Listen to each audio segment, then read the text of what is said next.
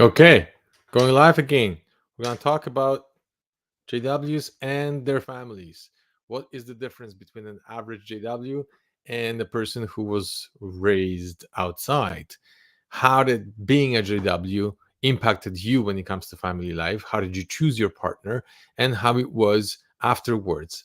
Also, how did waking up process impacted your life? How did you manage to maybe leave as as a couple, or how did it impacted you if one person left and the other one stayed?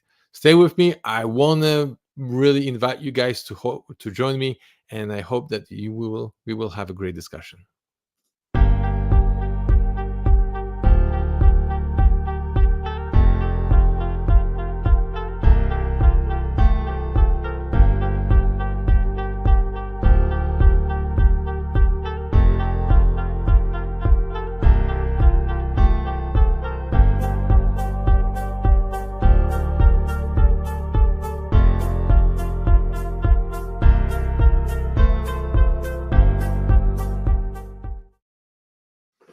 So, how was your life being a Jehovah's Witness? How was your partner? Was he or she a Jehovah's Witness? It's not an easy thing to be a Jehovah's Witness in the first place because of all the rules and because of all the restrictions. And I remember for myself, I was living in a family that was divided. So my father was a Catholic, my mother was a Jehovah's Witness. Later on, my mother left. She came to Canada, and four kids and my father were kind of fighting against each other regarding the religion because my father was trying to take us to the Catholic Church, and then obviously we were going to the Kingdom Hall, and there was a really big challenge. He didn't oppose so much towards our meetings. He really opposed when it comes to us going to service. Growing up in a small town, everybody knows each other. Every time we went to service, chances where somebody would find out, even if we didn't come across a person that was our relative or somebody that we've known, they saw us. They saw us, or the neighbor saw us and like, oh, yeah, yeah, I know these kids. And they've been going door to door. And then when we came home, my father would made sure that we understand that he does not tolerate it. I'll leave it at that. So it was a constant stress every single day. We were coming home and then we were waiting for him, could hear his steps, and then he would drop the keys. I remember that moment when he drops the keys and waiting. Is he gonna say something or not? Did he find out or not? We were going to service 2, 3 times a week, to be honest. We're going on Sundays after the meeting, on sometimes on Saturdays, and usually twice during the weekdays. Usually after school, we'd sneak out and try to get home before he would come home, and then would hide it. We would change our clothes, we would lie to him, we'd come up with stories where we've been and stuff like this. So it was definitely not easy. Um, at the same time, there's this moment when you got to choose your own partner for life. You got to choose your own family. For Jehovah's Witnesses, the number one question always was the same: how is this person in the truth? Right? They call it the truth. So when you're choosing a marriage mate, you're trying to figure it out whether the person is suitable for you based on their involvement in the congregation. Uh, you wanted to have somebody who was at least equal to you or higher. What do I mean by that? Well, Jehovah's Witnesses have labels for pretty much everyone. And they need those labels in order to make decisions in life, in order to know how to treat the other person. Is this person worldly person that is completely not interested? Is this person interested, but he's just maybe taking some magazines and he's not studying yet? Is this person a Bible study? Is this person an unbaptized publisher? Is this person a publisher? Is this no after a baptized publisher there is this person baptized? Then is this person a pioneer? Is this person a ministerial servant, elder, circuit overseer? And I think the next one is governing body member. And therefore, there was a label for everyone. And there were also labels for people who left. So there were people who were weak spiritually, people who were marked, people who were disassociated or disfellowshipped, pretty much the same punishment for both. There were people who were apostates and people who were trying to be reinstated, right? So to the label was so important to the point where if you were, let's say, a disfellowship person, then of course everybody would shun you. However, if you're trying to be reinstated, so if you come to the Kingdom Hall, then maybe it's okay to smile. Right? You show this little approval. You don't say hi. You don't strike a conversation. No, no, no, no, no.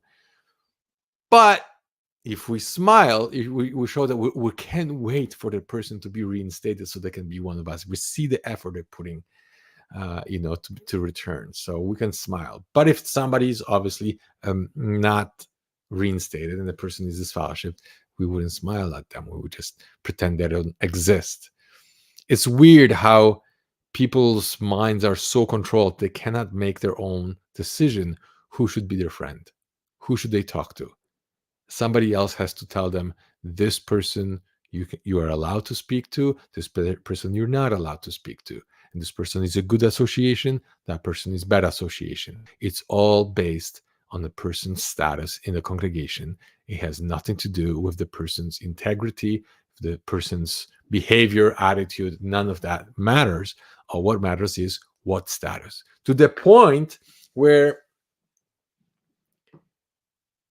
one guy in our congregation committed a crime. He got caught, and everybody saw it. Like, without exception, the news spread within, I think, an hour. Everybody knew because they caught him and they put his face on TV. So we all knew, and he was an elder in the congregation. So everybody knew what he did. Everybody knew what happened. But because of legal technicalities, he was instructed by a lawyer not to discuss this case until it's all settled. Therefore, he was removed from being an elder, but he was not disfellowshipped. That case was postponed until he can finish his legal case. So imagine, he keeps coming to the meetings. Everybody's shaking his hand. Everybody says, hi, how are you? Everybody's giving him hugs and treat him as a normal brother, although everybody knows what he has done. And I think it took about 6 months or more. And at that time, he was no longer committing that crime. He figured stuff out legally. He had to do some community service and whatever it was. And then legally, he was perfectly fine. And then after that, he could open up his mouth, did the investigation, and then disfellowshipped him. And then all of a sudden, he's no longer doing this crime, and nobody's talking to him.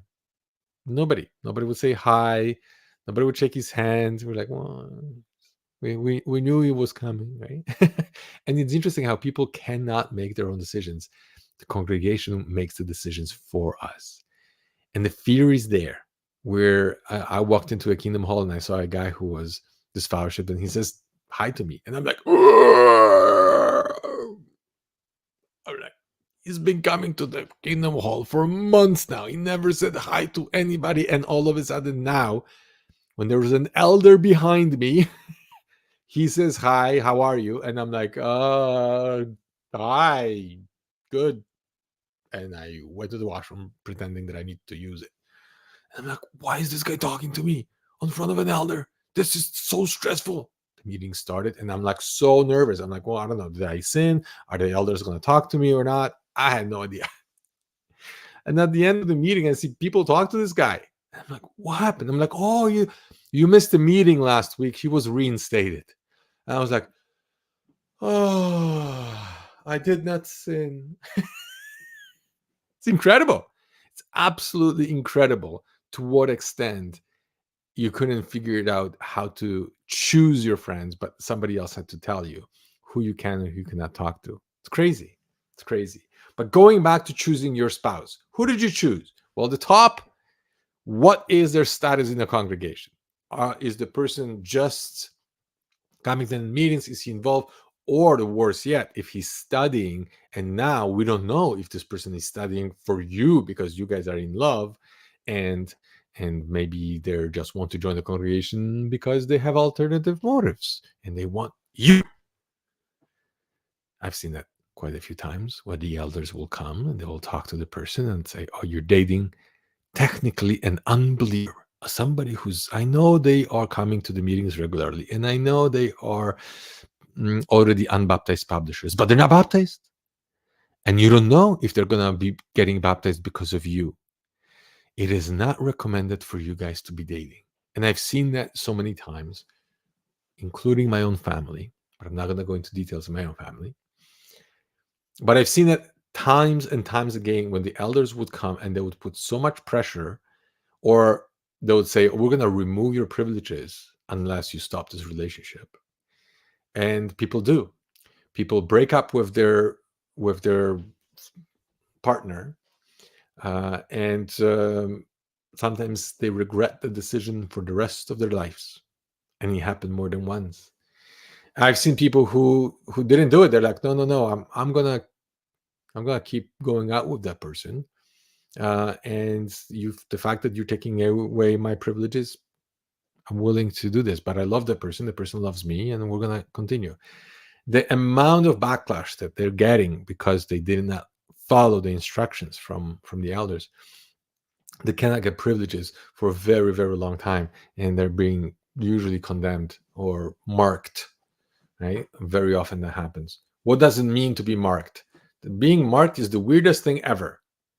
Basically, what they're saying is this: you're going to be marked, and the congregation, we're going to give a talk in the congregation. Um, the talk in the congregation is going to be about this subject, and the whole congregation is going to know that it's about you because they know the situation, and they will not associate with you outside of the congregation. They will associate with you inside the Kingdom Hall. They'll say hi to you, everything's fine, no problem, they can talk to you. But outside, they will not invite you to their home. They're not going to go see a movie with you, and so on. That's what marking is all about. A lot of Jehovah's Witnesses didn't even know about marking system. To be honest, I didn't know about marking system for a very long time. And I found out the weird way. I found out because I hear the talk, right? There was about congregation needs, right? And they're discussing about going to clubs.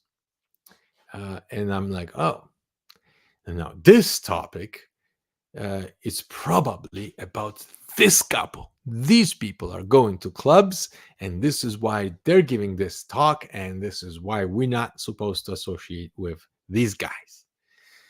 So it was like a soft shunning, right? And I thought, okay, these people, I'm going to be nice to them in the Kingdom Hall, but nothing outside. I think years went by, and then I talked to them later on, and I found out, oh, no, I'm sorry.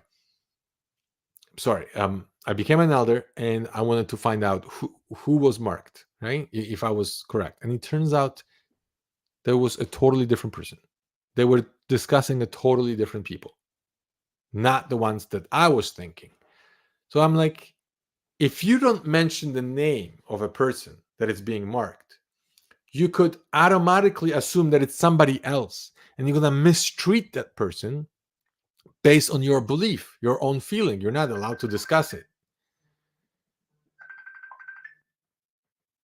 Sorry, somebody just called me. Decline. So it's really challenging, right, to find out what are the rules and who do they apply to and so on. It's not as simple. But at the same time, when you're choosing uh, a marriage mate, you got to choose somebody who is at the same level. I remember that Circle of Asir said, oh, if you are a pioneer, you better marry another pioneer, and then you both pioneer. Because if you choose somebody who's not a pioneer, your life would be like living like an average witness living with an unbeliever. That much of a spiritual difference you're gonna experience. I was like, you've got to be kidding me. I mean, who can actually pioneer all their life? Very few people do this. Full-time pioneering is usually, 2, 3, 5 years the most. There are some exceptions that they push longer than that, and usually these people are married to somebody else who's supporting them. So it was very odd how they're choosing the marriage partners. But why they were choosing these people? They were choosing, usually they were getting married because they were a good spiritual match. They were at the same level in the congregation. Maybe they didn't really have too much in common outside. They didn't know how to choose a marriage mate. But the higher you are in the congregation, the better, right? So it wasn't that easy. I'm curious, how are you guys?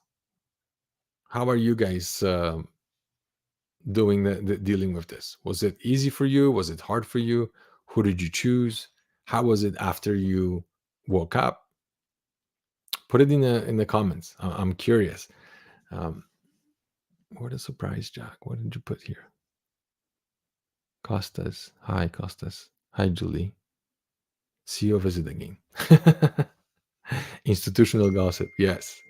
Um, so I'm curious what's happening with this. And personally, I remember when we were choosing, right? Like when I was choosing my first girlfriend. Well, not a first one, but the major one. It was the same thing. Is what was the status in the congregation, and at the same time, she really didn't like the fact that I was not a ministerial servant at that time. Uh, she was really hoping that I would not propose to her before I am a ministerial servant. That's how weird it was. So I don't know. I've heard people who would choose the person who would be in Bethel because Bethelites are always viewed as very spiritual people. So they would choose a Bethelite because Bethelite is always better than an average JW somewhere else. Right? What would they? What was your choices? How did you? How did you guys choose a mate? I'm actually glad that I didn't go for that. You know, I saw in my family, I saw others that were choosing like this. For me, it was like, okay, if the woman is baptized, that's good enough, right? I didn't care whether actually I don't think I wanted a pioneer, to be honest, because they were too involved in a door-to-door ministry, and like, oh man, just the thought that you constantly have to count your hours, and if you're just thinking about going away for a weekend and you go Friday, Saturday, Sunday, and maybe Monday on a long weekend, and if you don't preach during those days, there's so many hours, like what, 4 times 3, 12 hours to catch up later on, right? For regular pioneers. I mean, that was not an easy thing for them, right? So I like traveling, I like going to places, I like vacationing. So for me, it was like, wow, pioneer is going to be hard. At the same time, if somebody woke up, one person woke up and another one didn't, that created a lot of problems. That was the case between me and my wife. I started studying, and I started looking into things. I started questioning things, and she didn't want to. If anything, she put up a fight. So it was really challenging to overcome this. It was literally like there was a wall between us, kept growing bigger and bigger and bigger, until one day I'm like, okay, instead of building that wall by discussing things that we don't agree upon, I have to align with her. It's like when you're pushing against somebody, then the person's going to push back, and back and forth. It doesn't go anywhere. I realize we're going to align together, and then when you align, you make a 1-degree shift. And you make a 1-degree shift, then you look back and see if the person will follow you or not. If they followed you on 1 degree, then you make another shift for another 1 degree. And if they follow you 1 degree, then you do the same and the same and the same and the same. And within 120 tries, they will walk the opposite direction. But it took a long time. You see, sometimes we have this illusion that if we woke up quite quickly, then somebody else will wake up as quickly as we did. And if something worked for us, certain doctrine, certain knowledge, certain information, what's happening behind the closed doors or whatever, if it worked on us, we're automatically assuming that it's going to work for others. That if we just tell them exactly the same thing, they're going to wake up. And it's not happening, is it? Very often we have to realize that, oh, you know what? They're in a congregation for different reasons. They're in a congregation because they believe certain things that we don't, and they may be joined for different reasons. And when I realized that with my wife, that my wife couldn't care less about the doctrines, I told her about 607, 1914, and about overlapping generation, and a whole bunch of issues with different doctrines. And she's like, I don't care. Like, what do you think? You think you're going to go to another church and you're going to agree 100% with the priest or rabbi or whatever church you're going to join to? There's no way. There's no way you're going to find a place where you're going to agree with everything 100%. So they got some stuff wrong. Big deal. You think you're always right? And she was correct. There's no way we're going to find something that we're going to agree with 100%, although Jehovah's Witnesses were very strong about you agreeing with them on 100%. It's all or nothing. And if you start to spreading anything that is contrary to their beliefs, you're going to be removed quite quickly. But it didn't bother her that the doctrines are wrong. It bothered me, but it didn't bother her. So I learned that she's there for different reasons. She was there because she absolutely loved that congregation. She loved the community. She loved the support network. She loved her friends, family that we had in. And she saw no better alternative. So if I were to pull her out, there was nothing better that I would replace it with. So she's like, I don't care about the doctrines as long as I'm here and I'm happy where I am. She told me straight out, like, you have a business, you go outside, you talk to people, you have some friends, right? I have congregation, kids, and you. You take the congregation away from me, I'm going to have you and the kids, not nobody else. Unless you show me something better, I'm not going anywhere. So I'm like, oh boy. And she was right. Why would I rip her out of something that makes her really happy, makes her feel like she belongs to something and she's being accepted and she's being loved and cared for? And we really did have an awesome congregation. I have to say, I loved my congregation a lot, and I would never say one bad word about them. And to go from that to what? It was literally rebuilding the relationships one at a time.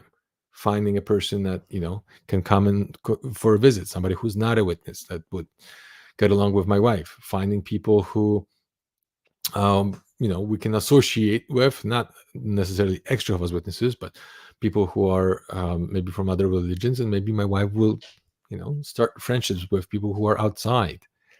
We're very fortunate that some witnesses at the same time who were our friends also woke up, and they were friends with my wife. So they started talking, and that helped her to be more authentic. But it took a few years. It wasn't from one day to the next. It took a few years for her to say, you know what? I feel now more comfortable with people who are not witnesses than with witnesses. Because witnesses, as she started very slowly fading, missing some meeting, missing some service, they started judging. They started looking at her differently. They started asking her uncomfortable questions, right? Like, oh, maybe you're not balanced, right? Maybe you should do more. All right, is it possible for you to do more, and this and that? Do you really have to do this, right? Are these people witnesses? Are they a good example? Are they building up your spirituality? And all those little questions that they would ask to make sure that she is on the right track. And with time, she felt more and more boxed in and more judged and more controlled or manipulated in the congregation, and more free and accepted and loved outside of the congregation. And eventually the scale tipped, but it was not easy. So many people call me and they're like, well, what should I tell my wife? What should I tell my husband? I need them to wake up. And I'm like, you might take a lot longer than you think. This is not a one evening conversation. This might be a rebuilding, just like I would say belief system is like a house. And you got to have foundations, you got to have walls, you got to have roof, and you got to have all the decor inside for you to feel comfortable. And it's easier when you're renting Because when you're renting a house, somebody else did the work for you. Somebody else built it, and you just moved in your own furniture and you're happy because it has everything that you need. But you can't do much about it. You can't change this wall. You can't put new windows. You cannot put new roof or whatever it is that you want, right? Because it's not your house. So you might feel that, oh no, this is not correct. This wall should not be here. This is not functioning properly. And this railing is about to fall and I'm about to get hurt. Whatever it is not your house. And if I take you out of the house that you're renting and I'm telling you, build your own, and there is nothing but a field, it's going to take time. You got to start with what? Removing the dirt. Removing the dirt. Nobody wants to dig in the dirt. It's too heavy of a work. And then you got to get down to the soil that is unmovable. And on unmovable soil, that's where you put foundations.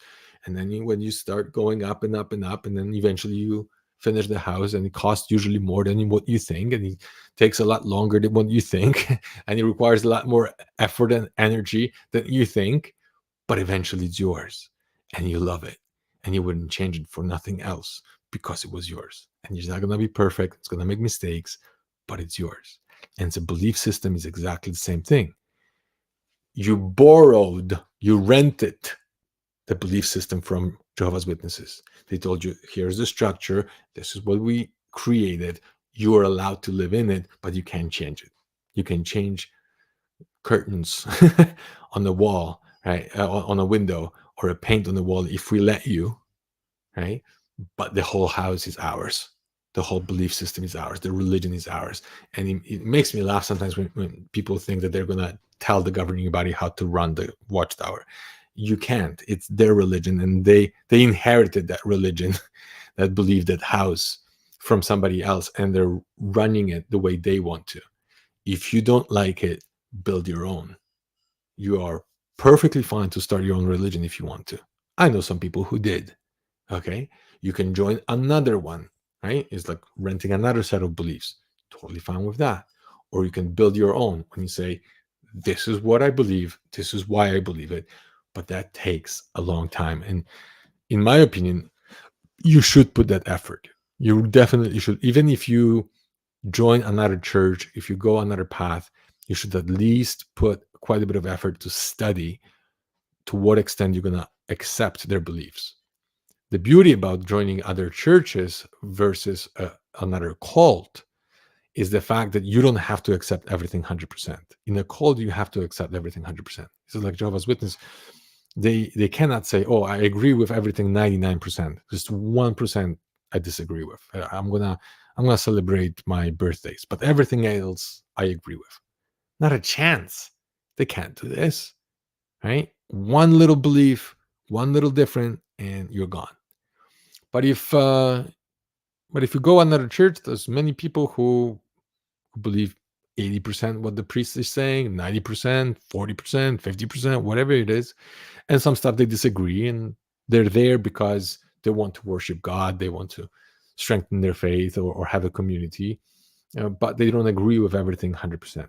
Therefore, it's going to be much harder to find the same amount of unity. See, with everybody agreeing on everything, the unity is really there because we all agree. And you know each other very well because you know exactly what this person is doing and thinking and believing because he thinks exactly like you. Therefore, it's easy to create rapport, and it's very easy to create unity. If you go to another church, on another group of people who do not agree on everything, then guess what? It's much harder to develop rapport, but at the same time, people get to be more authentic. That's the beauty about it, because you don't have to agree on everything. You can be more of yourself regarding what it is. You can even go to work and then some stuff you agree because you want to be agreeable, but sometimes you disagree, right? And when people accept you for who you are, even though they don't agree with you, it's the most beautiful feeling ever because it gives you this permission to be authentic.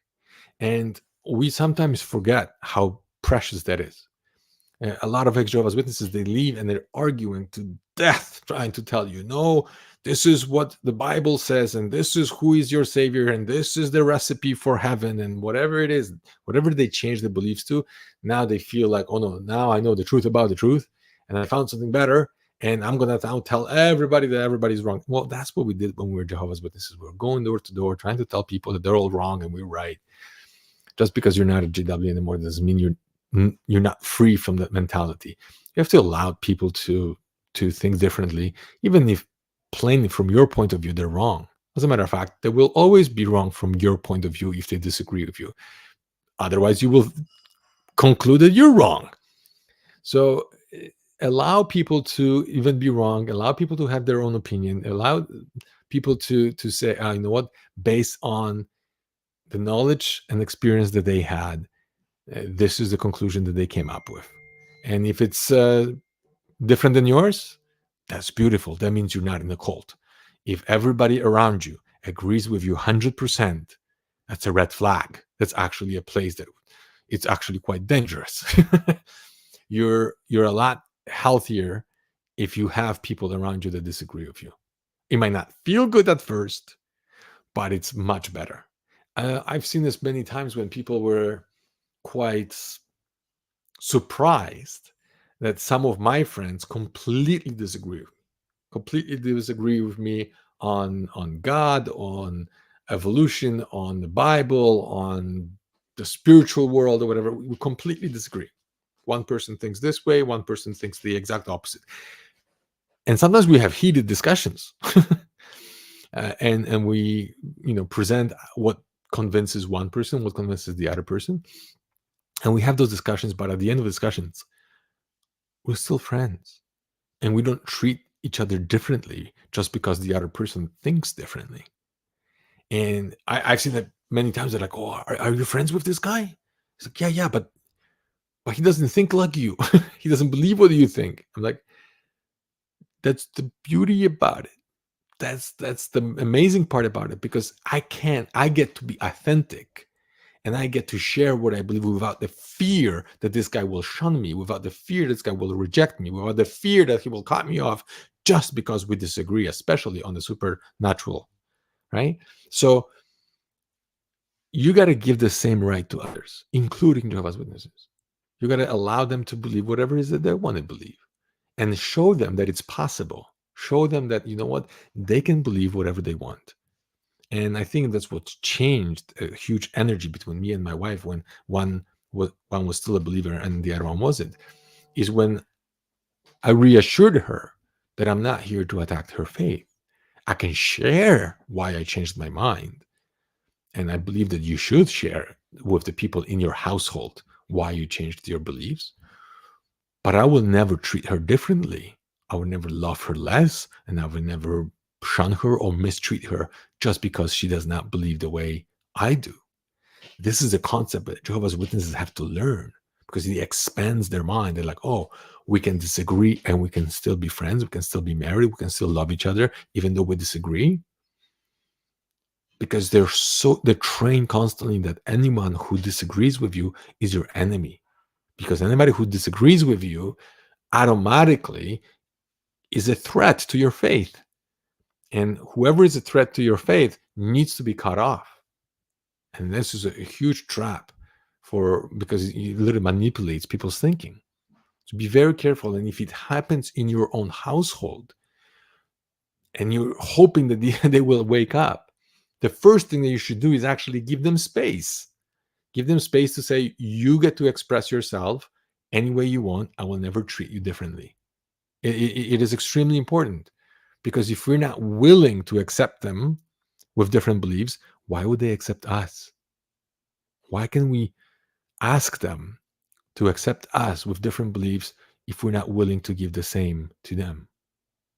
This is a very good question that we should all ask ourselves.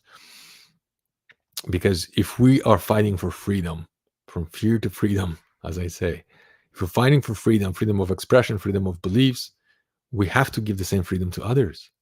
Jehovah's Witnesses are cutting off people who disagree with them, using ostracism as a weapon, where they destroy families and they say, oh, you better agree with me or there are consequences to you for thinking differently.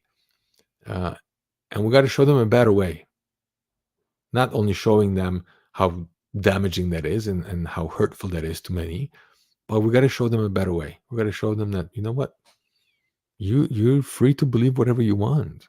It's up to you. It's your life, not mine.